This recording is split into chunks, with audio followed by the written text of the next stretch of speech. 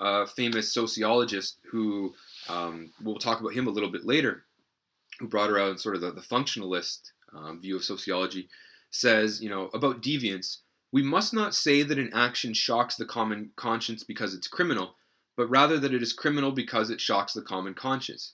We do not reprove or denounce it because it is a crime, but it is a crime because we reprove it and denounce it. So he's sort of saying in this sense that a lot of times this deviance is culturally relative here, in that it doesn't shock the conscience because it is criminal. It's not, for some societies it may not be objectively wrong, but we denounce it and call it deviant because, it's a crime because we call it deviant. So for example, you could take a look at, even across time, in Canada in the 19th century, hangings were very common. And it was only, if someone committed a crime, they'd often be hung in the town square. But because society, we denounce it now, that's when it becomes sort of a crime. So it's this idea of cultural relativism. And for sociology, that's a big idea because of the fact that a lot of cultures are very, very different and have different values and things like that. So somewhat confusing. I hope you guys understood that one. But just get the idea out of it that a lot of deviance is, relative. And we'll see that while looking, at different societies. And speaking of deviance, one of the other key terms that sociologists really work around is rehabilitation. And sociology is very, very tight with, what's the word I'm looking for? The justice system. There we go. It's right on the screen. And, a lot of modern imprisonment really deals around not just punishing the criminal, but actually trying to rehabilitate them. And sociologists are very interested in looking at what will happen if we put criminals back in society. How will they react? So what they try to do is to re-educate and re-socialize inmates so they can, bring about or internalize society's values and norms and become functioning members of society. So those are a few of the key terms that will keep coming up again and again. And as we start looking through and continuing our discussions, consider, what we're looking at in terms of, add some of those terms in there, like for the lost generation, what norms are in our society? What rules do we have? What would we consider deviant behavior in, the youth culture of today? So, and a lot of people brought up the idea that, older generations look down on the younger generations because, let's be honest, youth culture never actually has the norms and the unwritten rules of adults. So these norms and values change based on your age, which is something people brought up. And you guys were talking like sociologists, even if you didn't actually realize it. So a couple schools, we're going to move on next to schools of thought in sociology, some of the big overarching umbrella ideas in sociology. And these schools of thought come around just like I mentioned in the psychology lecture. Just like psychologists debate the nature of humans and why we are and interact the way we do, sociologists debate the nature of society. And one of the big changes that have come along with it is as society and culture is becoming more diverse, becoming more of a melting pot with globalization, that sociologists need to consider this cultural diversity, and it brings up a lot more sociological issues, which we'll definitely start taking a look at. So one of the things that we'll be taking a look at here are, the first two we're going to look at are sort of theoretical frameworks. And modern sociological theory really, I can't even talk here. Modern sociological theory, it really descends from these two historical foundations of functionalism, which we'll take a look at right now, and conflict theory. And those sort of account for how sociologists look at how society is structured. And on the micro scale, we'll sort of take a look at what I'm looking for, symbolic interactionism. So the two major theories of sociology are really functionalism and conflict theory. And for functionalism, basically, the functionalism means that in order for something to exist in society, some sort of social arrangement, it has to somehow benefit or function in society. If it has no function, sociologists believe that, or functionalist sociologists believe that it will no longer exist, even if met with widespread disapproval. For example, we could look at something like, let's look at some deviant behaviors. A lot of adults in society um, condone the use of marijuana. Although, it's met with widespread disapproval by adults, it still has a function in society because people like to get high. You can take a look at another example of, let's say, prostitution, for example. Usually met with widespread disapproval, but it has a function in society. People want sexual satisfaction, and if you're willing to pay for it, that's its function in society, no matter how much disapproval it's met with.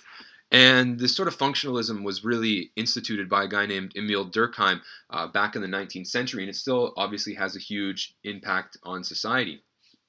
So basically, another key term with functionalism is this idea of equilibrium, where society tries to find a balance between all of these functions and create stability in society. So there has to be a balance between all of these parts within society. And that's sort of what Durkheim believed is the natural state of society. All these institutions, social frameworks, and everything, they're in balance. And then social progress for the functionalism is sort of a disruption of equilibrium. Minor problems can call into question different institutions and things and throw that equilibrium off. But overall, society tends to go back to this balance and equilibrium. And that's sort of the goal of society. So if there's ever out of balance and equilibrium's off in one aspect of society, it'll often have a ripple effect and affect other areas. But overall, the functionists believe that society will work itself back into a unified and equilibrium whole. And that's how sort of society adapts. So through time, society adapts to its problems, and it's ultimately improved in the process. And the second major sociological theory is what's known as conflict theory, where Durkheim said that it's functional, and therefore function drives the institutions in society. In conflict theory, it's power that's believed to hold a society together. And this comes from, if you notice the guy on the right, Karl Marx. And basically, in contrast to sort of functionalism, where balance and equilibrium is society's natural state, Karl Marx and the conflict theorists would say that conflict is actually society's natural state. And conflict holds society together. And whereas with functionalism, you see that there's a gradual improvement over time as society rebalances to equilibrium. For the conflict theorists, how society improves is revolutions and radical upheavals will sort of fuel society and improvement. It's not something of gradual development. Society sort of putters along. Great change will happen, and then society will go back and function after that new change. And basically, in the conflict theory, societies are sort of viewed as, they're composed of groups acting competitively rather than, working cooperatively and exploiting others and being exploited, and then each fueling a function of the whole. So basically, whereas, this functionalist will ask, how is this functional for society? The common question for conflict sociologists is actually, is this functional for whom? And they look at, especially power, in terms of people having power. Social institutions exist for themselves. So, for example, modern conflict theorists would look at American politics right now and say, American politics, the function of that in society is to keep the rich people rich and the poor people poor. They look at sort of the tax laws in America and how, the widening gap between rich and poor, and they say, politics isn't to help society democratically. It's actually to, help maintain the power of the rich. And Karl Marx, for example, his whole thing of Marxism is that you have the bourgeoisie, the ruling class, and the working class proletariat. I believe I have those terms correct. And, society functions to make sure the bourgeoisie maintains their power. So the conflict theorist is often at odds with the functionalist in saying that, it's conflict that actually holds society together. But Marxism is only one of several conflict perspectives. So, and just as there's several conflict perspectives, there's varying perspectives of functionalism as well. So, like I said, I think you're getting the idea that sociology is very, very complex. But looking down at the micro scale, We can look at basically symbolic interactionism.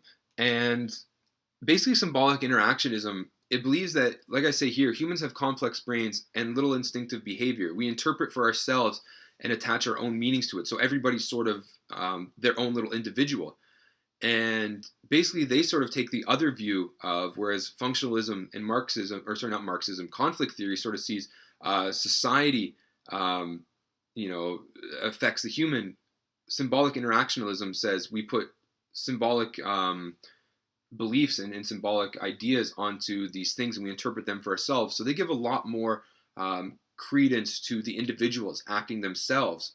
And you can think of it as conflict theorists and functionalists sort of have a very macro focus on society, and they see individuals shaped by the groups in society rather than the other way around. Whereas symbolic interactionism sees that individual actions can and do affect the larger group.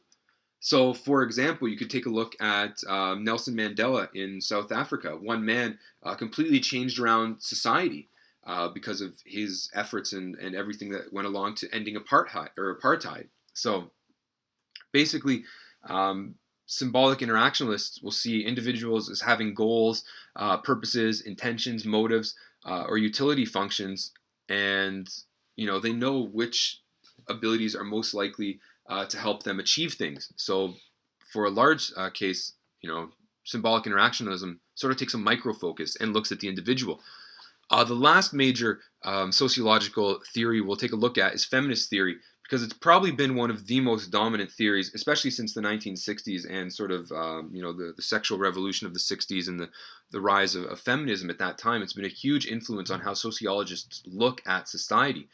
And basically, feminist theorists sort of focus on sex and gender issues and believing that women have traditionally been very, very disadvantaged in society, and they believe that many of the decisions in society tend to favor men. So you can sort of see a little bit of conflict theory in there as well, that this is functional for whom, and they see a lot of social institutions as maintaining male power and male hierarchy. And there are a ton of different theories within the feminist theory themselves that you can break down. For example, there's liberal feminism, which sort of looks at women's fights for equal rights in the context of general oppression in and of itself. So they'd sort of look at how women are treated, but also maybe take a look at how sort of oppressed people in society are treated at the same time.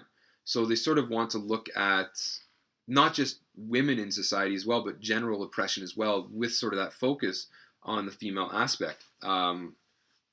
Like I said earlier, another example of feminism is sort of Marxian feminism, or from Karl Marx, basically. When women look at the glass ceiling, for example, why women have struggled to rise to the top of many companies, as well as why women only earn a certain percentage for every dollar a man makes. Marxian feminists will say women's unpaid and undervalued domestic work makes it possible for industrial owners to pay lower wages, and pay more to male workers. And they believe that lower wages towards women will enable sort of this dominant male class to retain their control. You have radical feminism, who says that who would say that natural childbearing, that role in society has led to a systematic oppression of men. Basically, that all this childbearing keeps sort of women at the home in that traditional domestic role instead of going out into society. So like there's a lot of different aspects to feminism, just like there's a lot of different aspects to structuralism and structuralism, not structuralism, what am I talking about here? Symbolic interactionalism, conflict theory, and functionalism. And the last one I'll take a look at briefly is this idea of inclusionism. And basically, inclusionists, they sort of recognized, they came sort of 1920s, 1930s in here, which is still a very colonial era. And inclusionists sort of recognize that conflict takes place within a society based on ethnic, racial, and religious groups, and between economic classes. Basically, what most people thought beforehand, or sociologists thought before sort of World War II in the 1950s and 60s, when sort of people started moving around the globe, was that most sociologists believe that these minority cultures